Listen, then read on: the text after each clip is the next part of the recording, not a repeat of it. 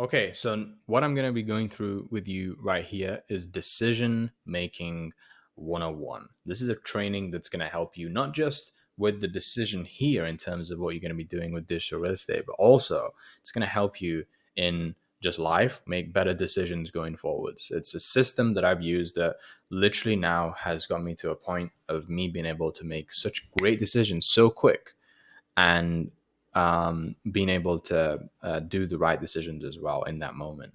So this is one thing that wasn't taught to me in school. I never had a decision making class. I never had a decision making bit of homework that I was given or anything like this. It was always like, you just go and make your decision and you're expected that you know how to make decisions very, very well.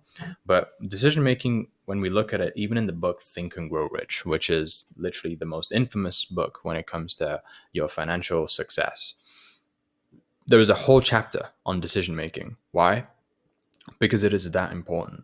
It is literally one of the most important skills that you develop when it comes to your success. So, the first question that I want you to ask yourself when you're making a decision, and in terms of who you're making your decision with, if you're making a decision with somebody, is you want to ask yourself, are we on the same team right now? Because there is sometimes what's going to happen where somebody comes in that is your spouse, somebody comes in that is your parent, somebody comes in that is your friend, and they come in to influence your decision, but they're actually not on your same team. They're against you. Even though you might have some sort of relationship with them, that doesn't necessarily mean you're on the same team. So, for example, look at it this way.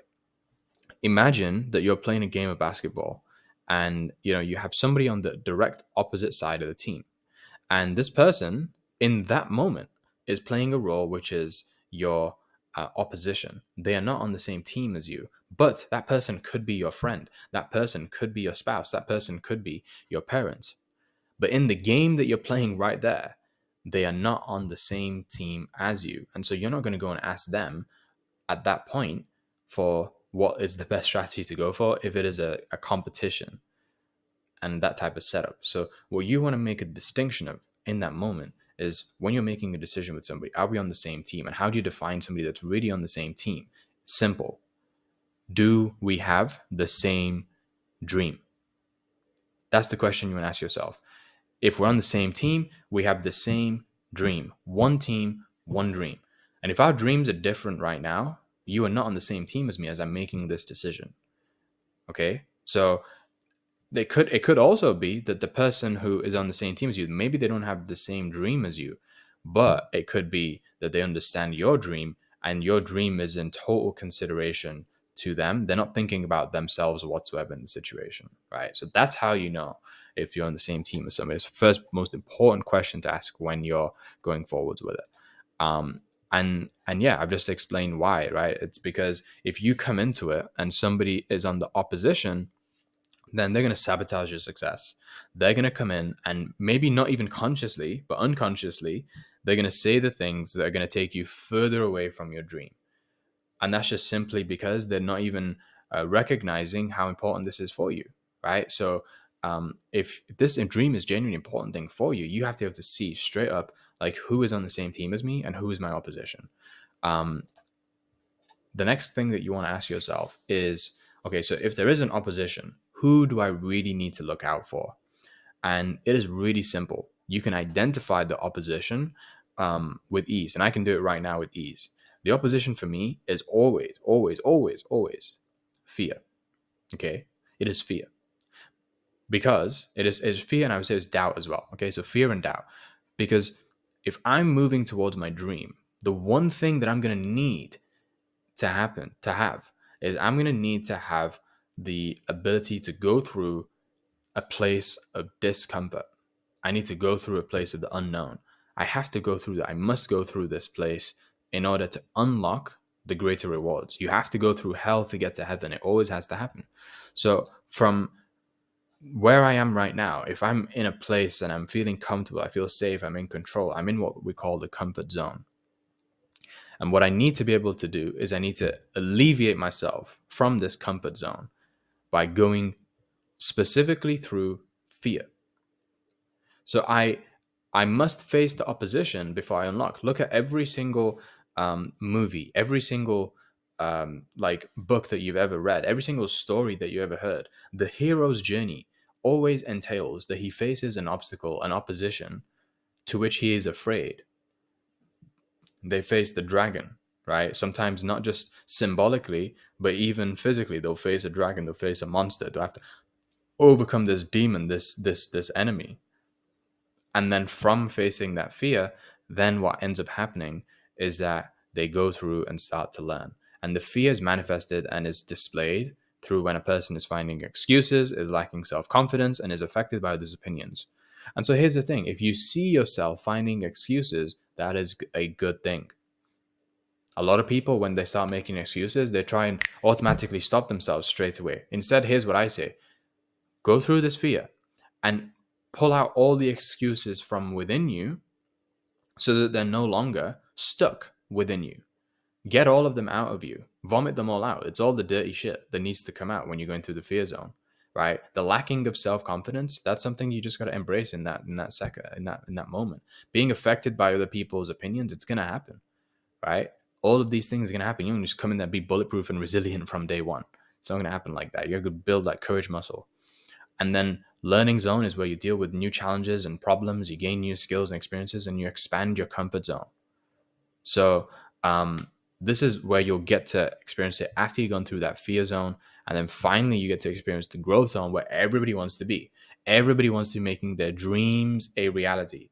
Everybody wants to have a really crazy amount of self-confidence and belief. Everybody wants to be setting new goals, finding their purpose, and achieving their objectives. But you cannot skip levels. You can't miss going through fear. You can't miss going through the learning zone. You have to go from comfort, where you're comfortable in, and there will be areas of your life that you're comfortable in. So don't say that you're just fully in the zone of discomfort. It's not going to be the case. You will have your comforts. Go out of those comforts through fear into learning and into the growth zone. So once you've done that, you got to ask yourself, what's the most dangerous aspects of fear? Okay, what's the most dangerous aspects of fear?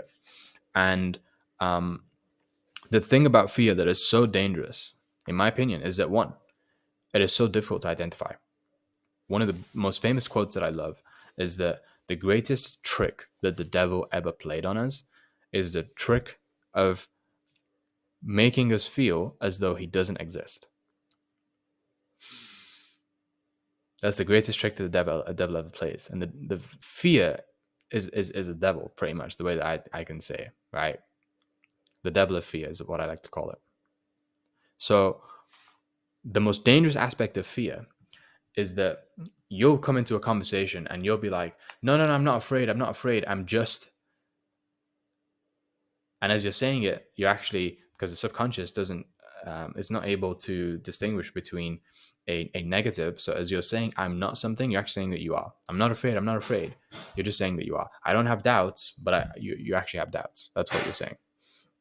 So here's the thing, accept that you will be afraid, accept that there's fears that are there, but let them come out, share those fears, express them so that they're not suppressed and not held in. And that's how you will be able to transform out of that fear into that place of growth. So understand that's the most dangerous aspect of fear. One, that it is going to be something that you won't be able to identify very easily. You would need potentially some support for somebody to coach you and bring you out of that state. The second thing about fear is that it can potentially rob you of all of your dreams. Everything that you ever cared about, all the people that you love, it is fear that can take those people and take those experiences away from you. This is some of the most dangerous aspects of fear. And so if you really genuinely care about your goals and your success and your dreams, then the biggest fear that really you should have is fear itself. So yeah, if with this opportunity, here's an example. If with this opportunity, there's no money down, right? And no time invested, because we can help you get started with a sponsorship. We can do this whole sales and marketing system for you. So it's not even has to be done by yourself. What's the price that you must really pay upfront for your success? What is the real price? That's what everybody wants to know.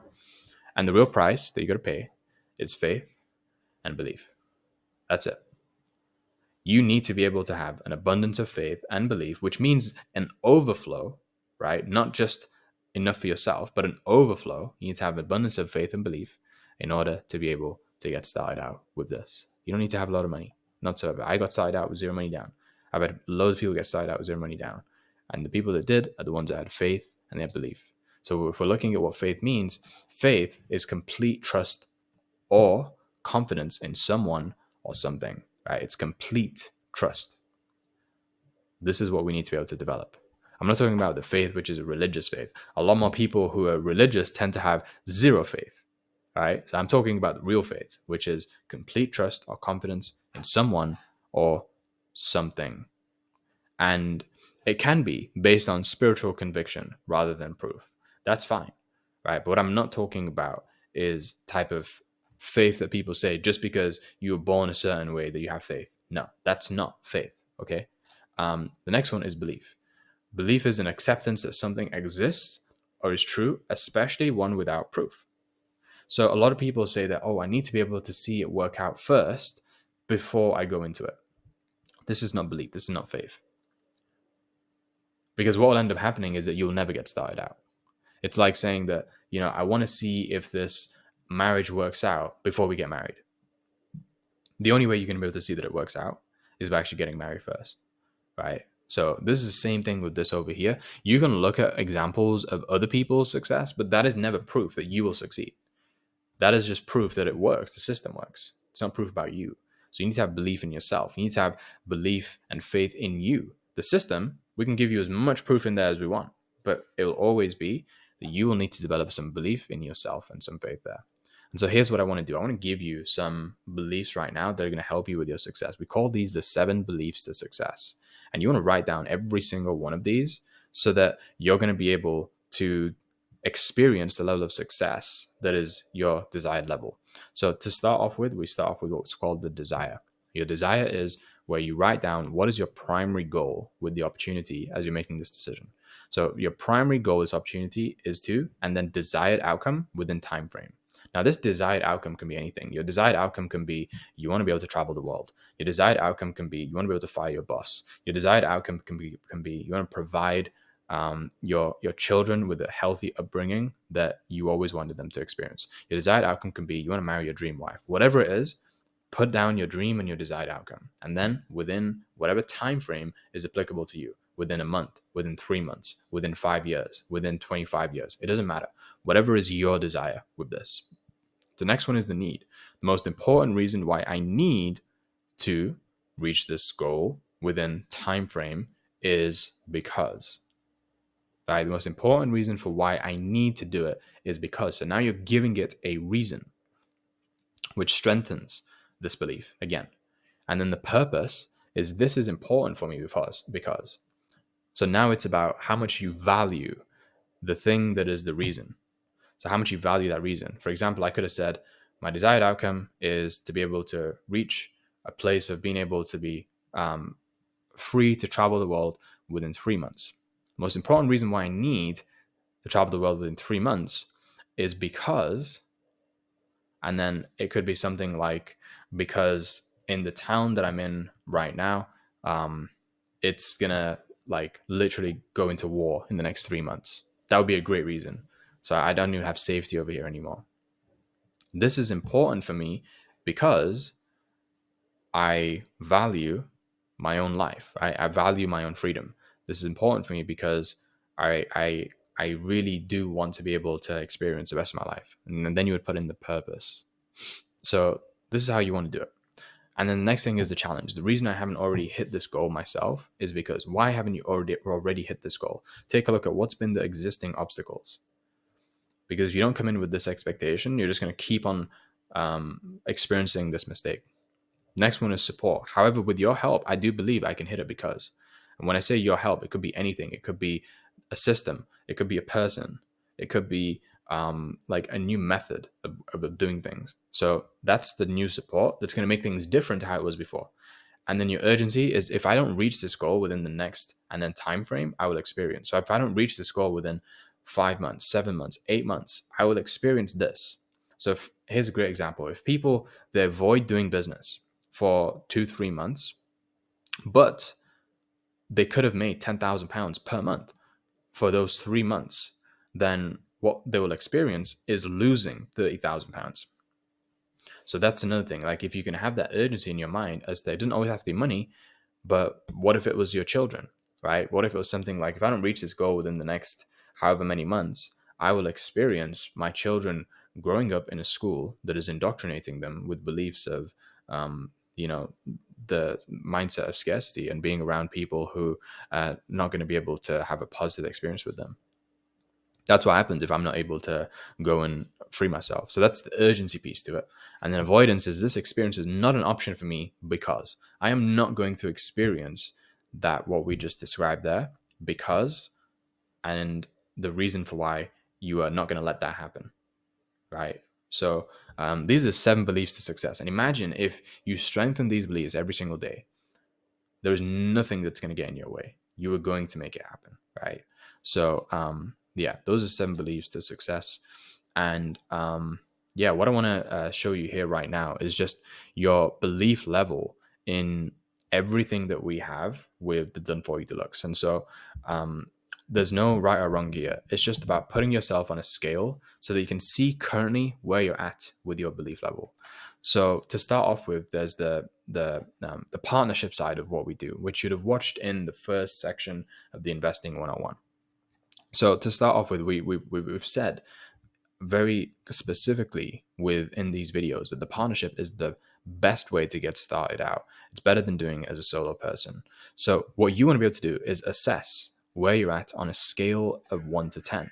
Are you somebody that is completely anti-partnership, right, and is an advocate of being anti-partnership? You're that person that got burnt by being in a partnership before and said that don't do business with family, don't do business with friends, don't do this business with people. It's better that you just do it yourself all the way through, fully DIY everything, even without another person helping you out on board.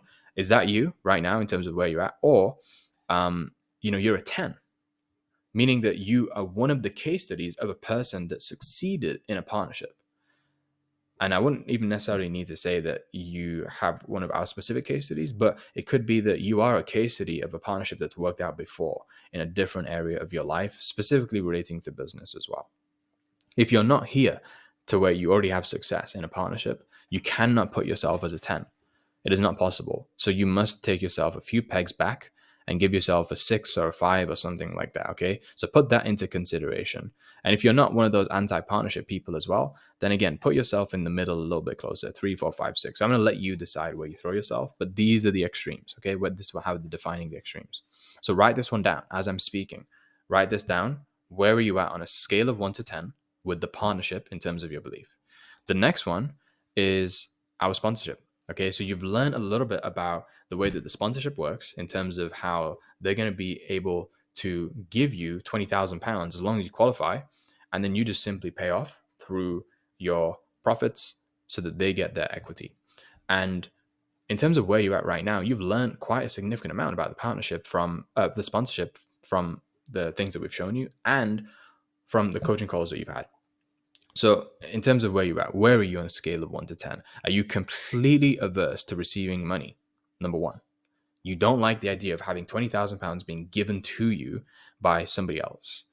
And number two, you're averse to the idea of a sponsorship to where, they take equity in return for you having received £20,000. Is this something that you're completely against? And every time you watch somebody on Dragon's Den, every time you watch somebody on Apprentice, you're thinking to yourself, that is absolutely shameful. That is evil. That is not the right thing to be doing. Is that your mentality and your mindset when it comes to sponsorship? Or are you on the other side of the spectrum where you're like any one of the thousands of sponsorship case studies that we do have as the people that started out with zero money down? And not only that, but you've experienced the benefits of being sponsored, whether it was in sport, whether it was in business. You've experienced the benefits of a sponsorship. So where are you at right now on a scale of 1 to 10 in terms of your belief with the sponsorship? Okay, and use the extremes as a measurement. The next one is the done for you delivery. Write that one down as well. But this one is the done for you delivery. So like I said, with the done for you delivery, this is all about our third party Enagic and the company specifically, right? The company and the product. So where are you at right now with Enagic as a company and a product? Are you somebody that's an anti-Enagic advocate? Because believe me, they exist. You can literally, if you want to, you can go on YouTube, you can go on social media and type in anti-Enagic, Kangen or things like this, and he will find people who are literally spreading the message of Enagic being evil and all of these things because they have that much of a belief against it. Which, by the way, you can do in any company. Any company, you'll find people that will be anti that company, anti McDonald's. I'm telling you, there's loads of videos like that. Anti iPhone, anti everything. These are the biggest companies in the world. So, are you an anti Enagic advocate right now, or are you somebody who is closer to a 10, right? So you cannot be a 10. The reason why you can't be a 10 is because the only person that's really a 10 is Mr. Oshiro, who is the founder of Enagic. And here's the thing with all of these numbers, the reason why I'm getting you to this is because I'm getting to understand and realize that your belief doesn't necessarily need to be a 10 for all of these before you get started out. And it won't be a 10. There's no way. Because even Mr. Oshiro, when he started Enagic 50 years ago, was not a 10 with this. He might have been a 3, but he had some little ounce of belief. He might have even been a 1. Who knows? He had some little bit of belief, and he still went ahead and did it anyway. So in fact, he had more faith than he had belief because there wasn't proven results. And if you want to have the success that he has now of paying out billions to his distributors, then you need to have follow in his footsteps and have that faith. But where are you at right now on a scale of 1 to 10 for your belief when it comes to the done for you delivery and Enagic, where Mr. Oshiro is right here as a 10, as somebody who has paid out billions already and already sold millions of these machines and been drinking this water and drinks 5 liters a day? Like, where's your belief in comparison to him? Okay, be honest with yourself. Be honest. Next one is the done for you lead gen. So this is now talking about advertisements and the numbers that we get for advertisements, the return on ad spend, the return on investment. Where are you at right now for the done for you lead generation? And so here's the first thing is that, like, people tend to say with this that, number one, all ads are scams type guy. So you can be that person who's literally saying that, yeah, I've been scrolling on my phone like all the time, and like I'm afraid of touching the buttons on the ads because all these ads are scams type of person. And the reason why you're gonna have that belief is because you've never been on the other side. You've never actually posted an ad before. You've never even been through one of these ads before. Or it could be that you've been burnt once, you know something that's been burnt, and you think now, as a generalization, that every single ad is a scam. So, yeah, like this is the potential mentality that it could be, where you're a 1. You believe that all ads are scams on the phone, but all ads on the TV are real. So, yeah, this is potentially where you could be a 1. And you could also be a 10, which is Balazs W. Cardos, right? One of my mentors, who literally now has 100,000 plus advertisers in his organization that are all putting in up to £5,000 to £10,000 per month into advertisements and generating £100,000 back. I mean, you could have a 10 in terms of your belief, but chances are, unless you have 100,000 people in your organization putting in £5,000 to £10,000 per month, you are not a 10. So again, be honest with yourself. Where are you at right now for the done for you lead generation on a scale of 1 to 10? The next one is the done for you sales and marketing system. Okay, so are you more so at a 1, where you've got no sales or marketing exposure and you believe that it's a myth, a lottery game, and fraudulent or immoral? Like, where are you at right now? Like my dad, for example, when he looks at sales, he's literally like, oh yeah, that's an evil thing because you're manipulating people, you're coercing people, like, and all this stuff. Whilst meanwhile, he's still selling people into coming into his own religion and stuff like this. So the thing is, everybody's in sales, but you might not have been in a sales business. You might not have owned a sales business. So you've not really had sales or marketing exposure done at the highest level and at the most ethical level as well.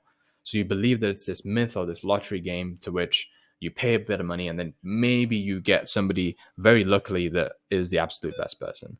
But you don't understand things like the law of averages. You don't understand things in terms of numbers. You don't understand the science of sales or marketing. So you believe these things is like fraudulent, immoral, and things like that. So that's a 1. And a 10 is me, someone like myself, right? The developer of the system and also its best case study, this sales and marketing system that we have. And I'm somebody who has also had, years and years and years of experience within sales and marketing. So, in terms of where you're at right now, do you think that your belief is the same level as mine in my system that I created as a 10? Or maybe knock it down and peg a little bit, and maybe it's an 8, 7, 6, 5, 4, 3, 2, 1, maybe. Wherever you're at, be honest with yourself and give yourself that number. Okay. So there we are. That's everything. And so now once you have all of those written down, and if you need to go back and do some of those to give yourself the scales of 1 to 10. Now it's about making your decision. Okay. So I'm going to show you how this is done. So first of all, before we make the decision, we need to take a look at the act or process of deciding, in terms of the definition. So that's what it is. It's the process of deciding by making a judgment call, and it's the act of needing to make up one's mind. So here's the thing: a lot of people, when it comes to making a decision, because they're so afraid of the decision itself, of making it, because they don't know how to make the decision, they avoid making the decision. And what ends up happening is that they stay stuck on the fence, and they literally say, "I'm on the fence right now. I've got one foot in this way. I've got another foot this way. I'm on the fence." Now, here's the thing. Imagine if you were literally physically stuck on a fence. How would it feel? How would it feel if you were just sat there and, you know, you were literally with the pointy bit coming up your ass crack, like you would feel so much pain for being there for such a long period of time. So you want to get off the fence as soon as possible. Whether or not your decision is that you go and retreat back to where you were, or you take a step forwards, you need to get off the fence. That's the most important thing that happens after you make your decision. And it needs to be fast, right? You don't make a decision slowly. So, when we look at the origin of the word decision, it actually comes from the Latin meaning decider, which means to cut off. Okay, so you need to be able to cut off all other options that are out there.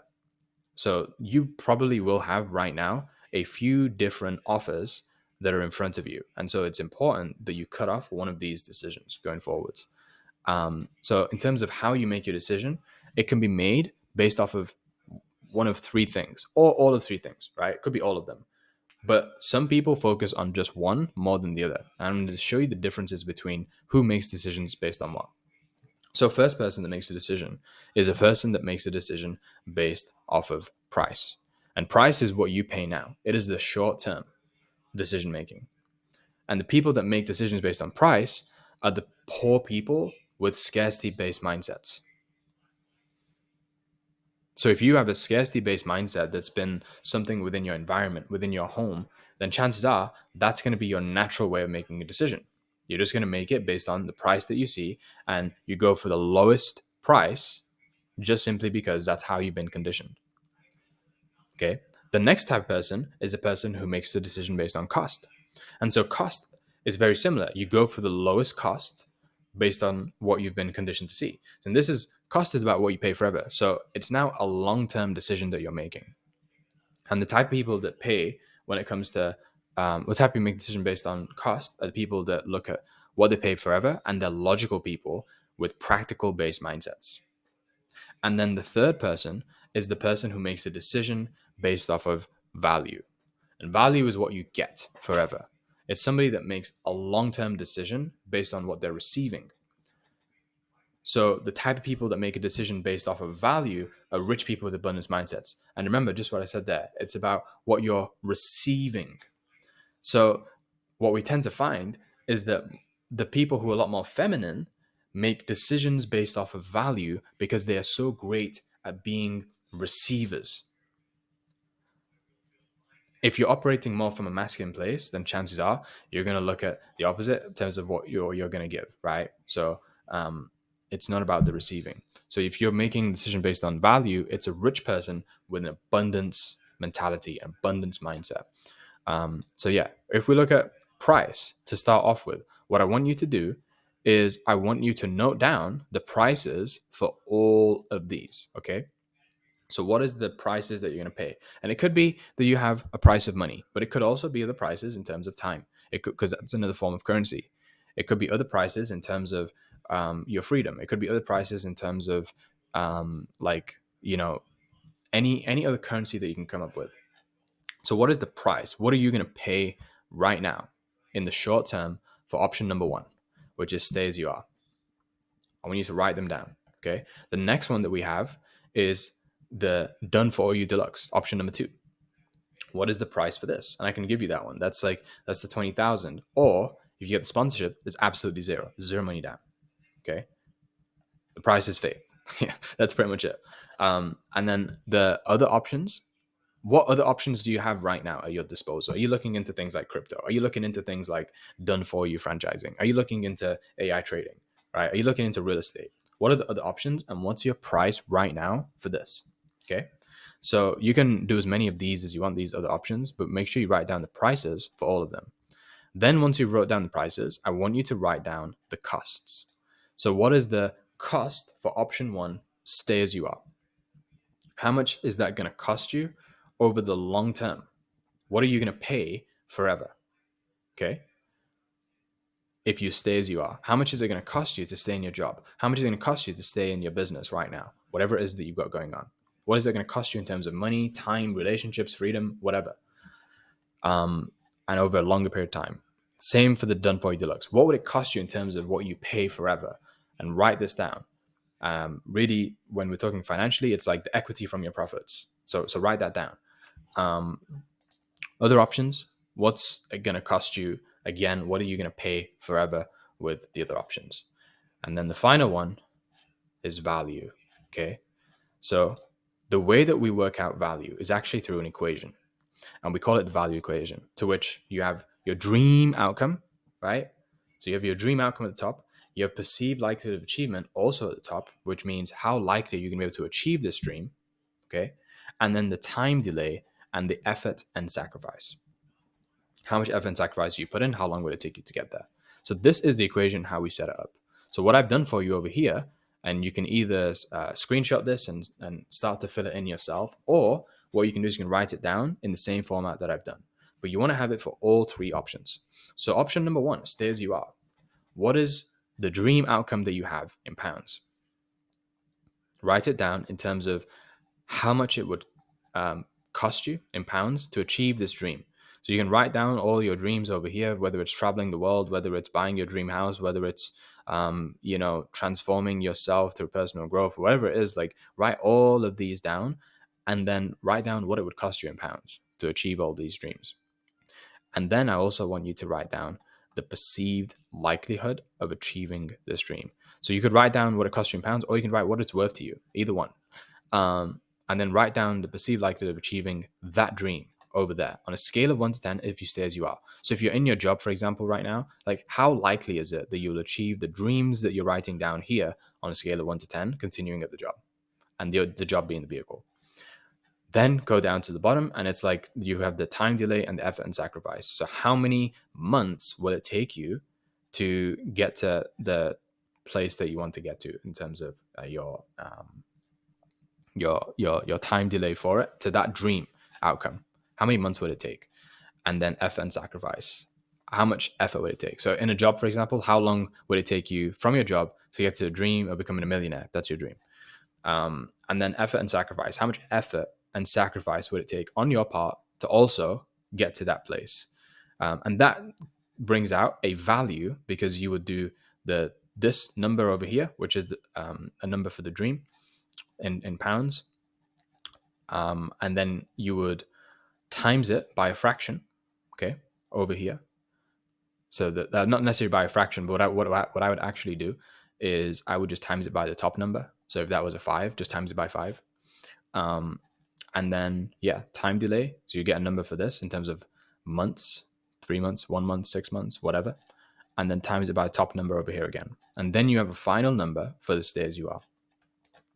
And then option 2, done for you deluxe. So you have your dream outcome. Get a number for this again, times it by the top number. Get a number for this, times it by a top number.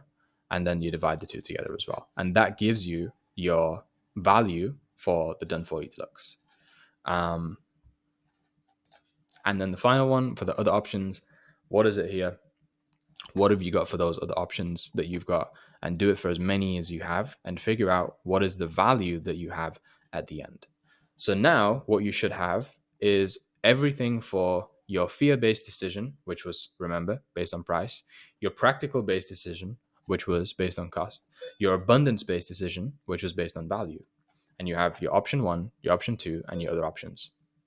So I want you to fill them into this table in this type of format. Draw out the table, fill it in, so you can literally see everything in front of you right there. So now the question wants to be, Once you've got all of those written down, you can pause the video if you need to and fill it all out. But once you've got those written down, which would you like to base your decision off? Price, cost, or value? And then take another look. Look at what are your options right now that you have on the table. Once you've decided that you don't want to make a decision based on fear, you must cross everything out here. If you want to make a decision on all of them, it's just a little bit more difficult because you got to view everything. But if you don't want to make a decision on fear, you know that you don't want to do that, cross it out. If you know you don't want to make a decision based on abundance, then cross that out. Okay. But look at all of these options right now and cross out the one that you don't want to make a decision based on, and then keep the ones that you do. And then simply look at them and look at which options would you like to go for and which would you like to cut off. Because remember, to make a decision is to cut off. So here's what I want you to do. I want you to initially go through this process yourself, right? Take a look at all the options on the table and cut off the ones that you think that need to be cut off, the ones as much as you can. And if you're stuck between a couple, this is so much better now because at least you're stuck between one or two versus being stuck between 10, 20, which is overwhelming. So what I want you to do is go through this decision-making process. And then once you've done this, I want you to come with your grid to a call. And literally on that call, somebody is going to help you, whether it's myself or one of the coaches. They're going to help you to really feel confident about the decision that you've made and support you in whatever decision that you do make. Because at the end of the day, the best thing we can help you do is not make a decision for you. We can't make the decision for you. The best thing we can do is show you how to make a great decision. And then from there, it helps you with the rest of decision making for the rest of your life. So yeah, thank you so much for watching this video. If you want to book that call in with your coach to help you make the decision, or send them a text message, whatever, showing them your grid, then absolutely you can do that. And we'll help you the best that we can with your decision going forwards. Thanks for watching, and we'll see you in the next video.